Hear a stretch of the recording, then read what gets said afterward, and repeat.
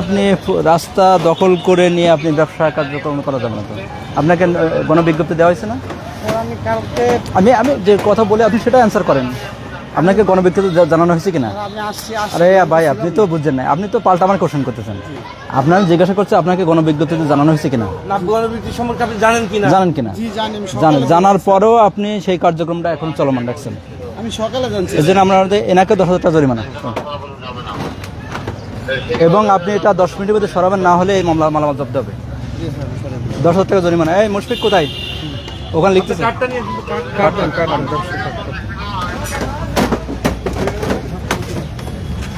আমার কোনো লেখ হাঁটার কোনো উপায় নেই।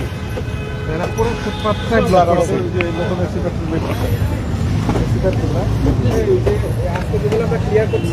ধরে রাখবেন একদম কমিশনার স্যারের নির্দেশনা, এর ব্যর্থ হলে কিন্তু পার্সোনালি সব দেখে দেবেন স্যার, আজকে জয়েন করবো স্যার।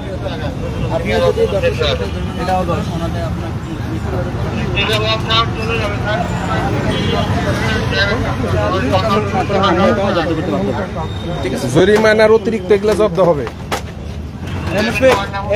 এনার নাম ঠিকানাগুলো লেখেন। এই একটা পরে একটা সাজাবেন, কিন্তু পরে মামলা রেডি করে পরে।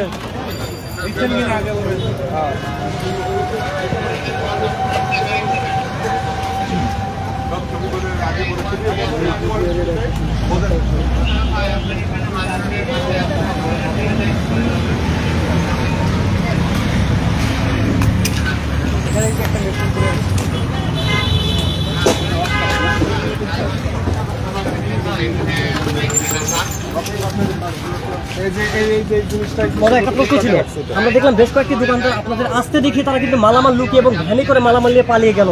এই বিষয়টাকে আপনারা কিভাবে দেখছেন এবং কি ধরনের ব্যবস্থা মানুষ যে আইনের প্রতি যে শ্রদ্ধাশীল আস্তে আস্তে হচ্ছে, যে দেখছে যে আমরা আইন শৃঙ্খলা এই যে কাজে আমরা আসছি, তারা নিজে থেকে সতর্ক হওয়ার চেষ্টা করছে, এটা আমরা পজিটিভলি নিচ্ছি। আমরা মনে হয় যে এইভাবে যদি মানুষজন আরও আমাদের পুলিশ প্রশাসনকে দেখে যদি এইভাবে যদি অপরাধ থেকে দূরে থাকে, তাহলে মনে হয় যে আরও দেশ আরও উন্নত হবে, আরও ভালো কিছু করবে। ধন্যবাদ।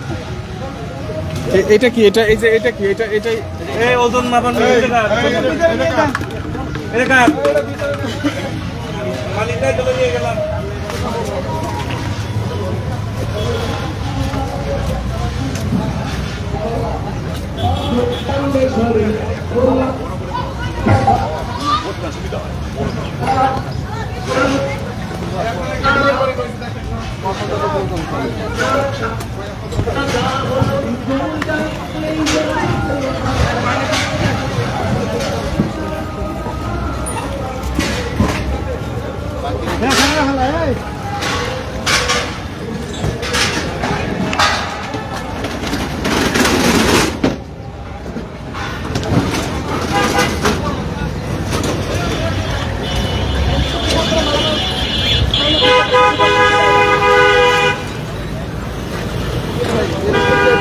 অ্যাটাক করে মারামাল নিয়ে যাচ্ছেন, চুরি করে পালাচ্ছেন,